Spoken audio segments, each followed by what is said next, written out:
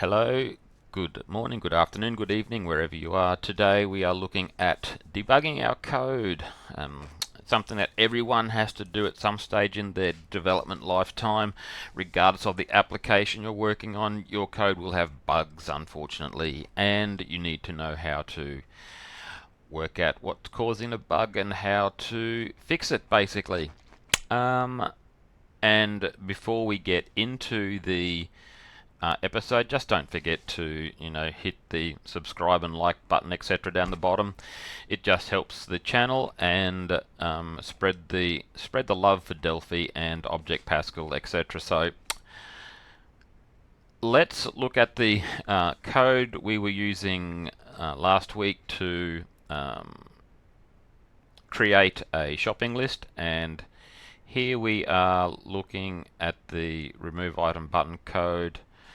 I will just here remove that breakpoint, and what we need to, the functions we'll be using are the running with in debug mode, stepping over code, stepping into code, watches, modifying variables, etc. So with that in mind, and also don't forget that the similar functions are available via the toolbar here, and that many of these functions also have shortcut keys, and they're worthwhile remembering. Typically F7 and F8 and F9. F9 to run. If you want to go into the code of a calling function, then you can use trace into. If you just want to step over a line of code, then you use F8. And that's recognized by the little arrow whether you're going into some code or over the code there. So let's run the application and see what happens, shall we?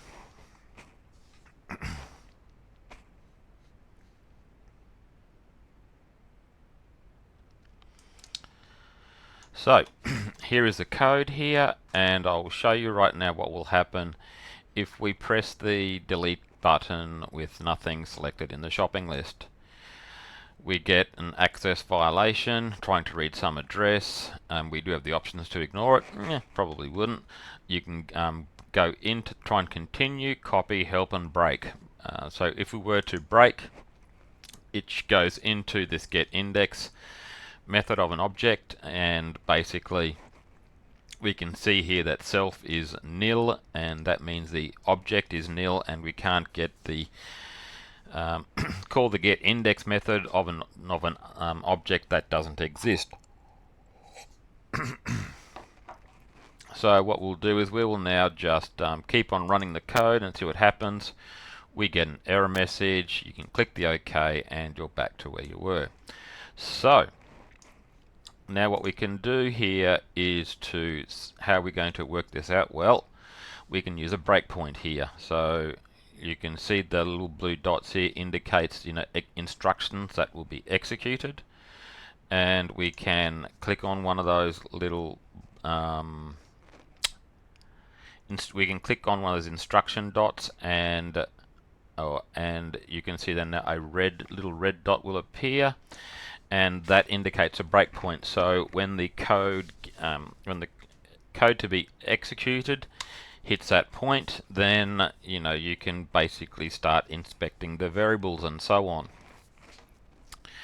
So let's go back to our program here, and now we will click on the minus sign again.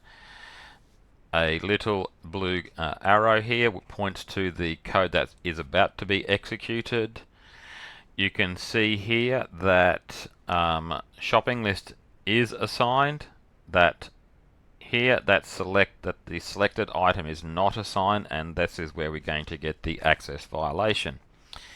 Here as far as the whole window is concerned, then you can we can see here that if you want to look at it from in the terms of the call stack, that the tcontrol.mouse-click here called the custom button click event, which called the tcontrol click, which called our function here, and this is where we're at the moment. Hey there, future Tim, the editor.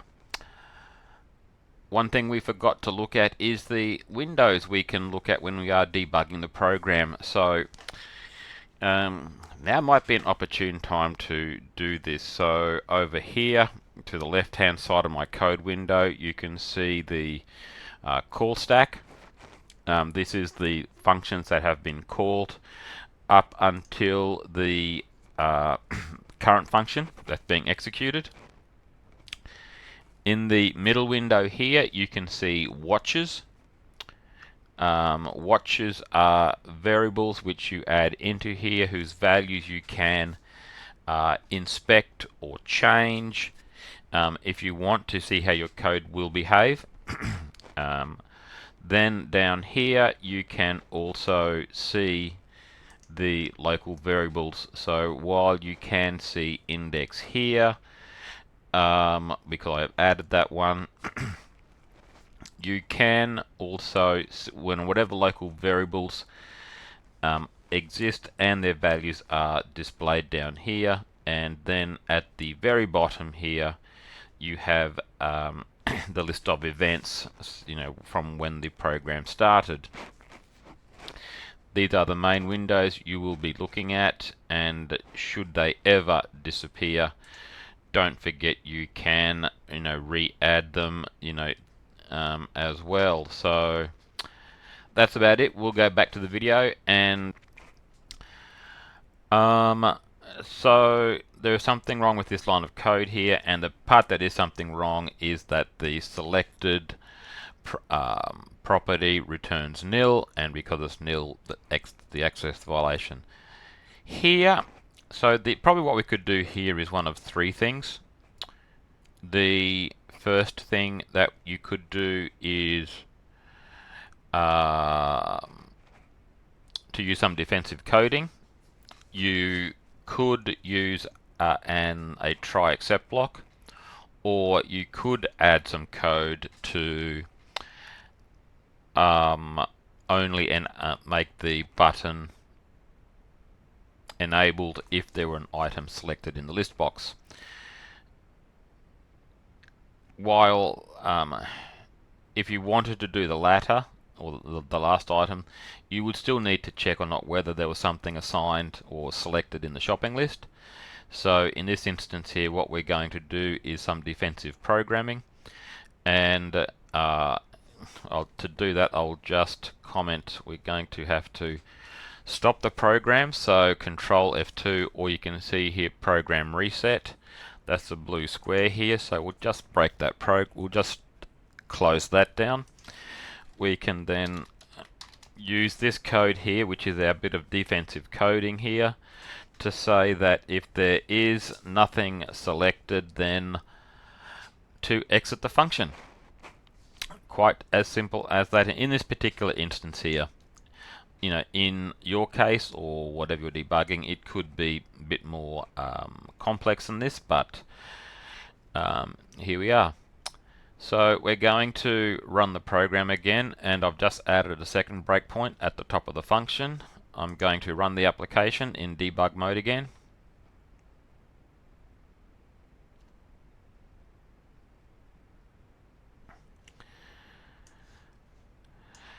Okay, so here with nothing selected again, delete an item. You can see here that nothing is selected. This is good so far, and we will now, the cursor then goes to the last line in the function, so essentially we're exiting the function altogether. We can now continue running and nothing happens, which is good. No error. So what we can do now is just to, if we need to prove it to ourselves again, then we can just check whether or not we get down to this breakpoint here by turning on, but the same clicking on the breakpoint you can use to also remove the breakpoint. So we will now go back to the program. Again, nothing is selected, and we will hit the delete button and nothing happens. It never got down to that breakpoint. So now why don't we look at now